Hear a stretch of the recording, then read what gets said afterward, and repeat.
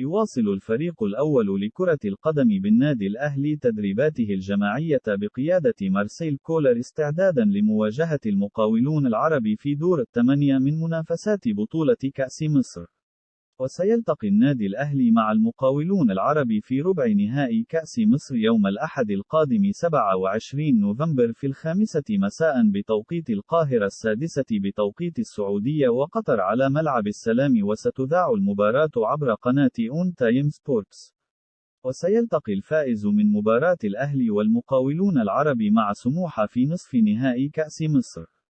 وأعلن اتحاد الكرة المصري عن عدم حضور الجماهير في مباريات دور الثمانية، كما ستقام المباريات المتبقية في كأس مصر بوجود تقنية الفيديو.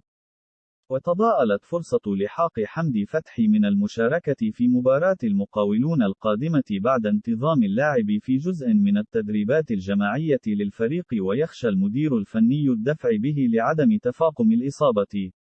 بينما يترقب الجهاز الفني تحسن حالة محمد عبد المنعم مدافع الفريق خلال التدريبات القادمة بعد مشاركته في تدريبات الفريق مرتديا واقي للأنف لتحديد مصير مشاركته في مباراة المقاولون العرب القادمة.